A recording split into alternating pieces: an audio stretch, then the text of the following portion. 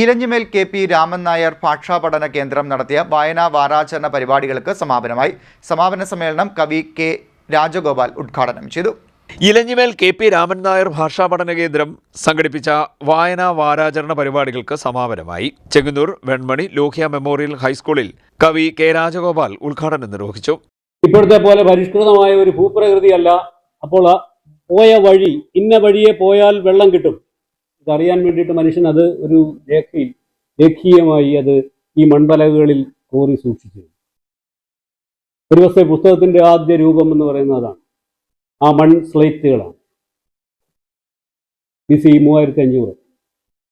BC 500-ലെത്തുമ്പോൾ വായനയുടെ ചരിത്രത്തിൽ ഇതിനിടയ്ക്ക് ഏറെ വർഷങ്ങളുണ്ട്, പരിണാമങ്ങളുണ്ട്. 500-ലെത്തുമ്പോൾ ഭയങ്കരമായ ഒരു മാറ്റം ഉണ്ടാകും. മനുഷ്യൻ പാപ്പറസ് എന്ന് പറയുന്ന ഒരു മരത്തിന്റെ ഇലകളിലും തോലുകളിലുമൊക്കെ, പറഞ്ഞതുപോലെ ഭാഷയില്ല, ലിപികളില്ല. ഭാഷയുണ്ടായതിനു ശേഷമാണ് ലിപികൾ ഉണ്ടാകുന്നത്.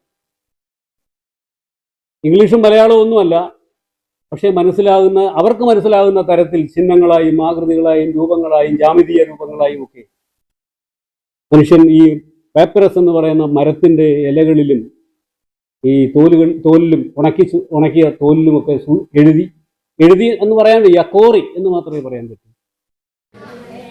കൈകൊണ്ട് വരച്ചതോ എഴുതിയതോ ആയിട്ടുള്ള സാധനത്തിനെയാണ് എന്ത് പറയുന്നത്? അല്ലേ? വോയിനിച്ച്. എന്താണ്? അതിതുവരെ ആർക്കും വായിക്കാൻ പറ്റാത്തത് എന്തുകൊണ്ടാ വായിക്കാൻ പറ്റാത്തത്? ഈ കണ്ണാടി വെച്ച മോള് പറ, എന്തുകൊണ്ടാ വായിക്കാൻ പറ്റാത്തത്?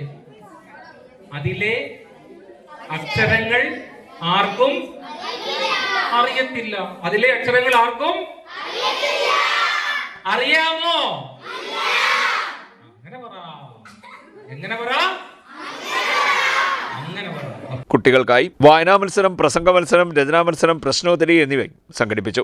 ഭാഷാ പഠന കേന്ദ്രം ഉപാധ്യക്ഷൻ NG മുരളീധരക്കുറുപ്പ് അധ്യക്ഷനായി. തിരുവല്ല ഉപജില്ലാ വിദ്യാഭ്യാസ ഓഫീസർ VK മിനികുമാരി വായനാ ദിന സന്ദേശം നൽകി. School coordinator father Johnson George ആമുഖ പ്രഭാഷണം നടത്തി. നോവലിസ്റ്റ് മായാരാജ് കല്ലിശ്ശേരി വായനാ ദിന പ്രതിജ്ഞ ചൊല്ലിക്കൊടുത്തു. സ്കൂൾ പ്രധാനാധ്യാപകൻ CB Varghese, PTA president Jerina Jojo, ഭാഷാ പഠന കേന്ദ്രം പദ്ധതി സംയോജകൻ ബോധിനി KR പ്രഭാകരൻ നായർ,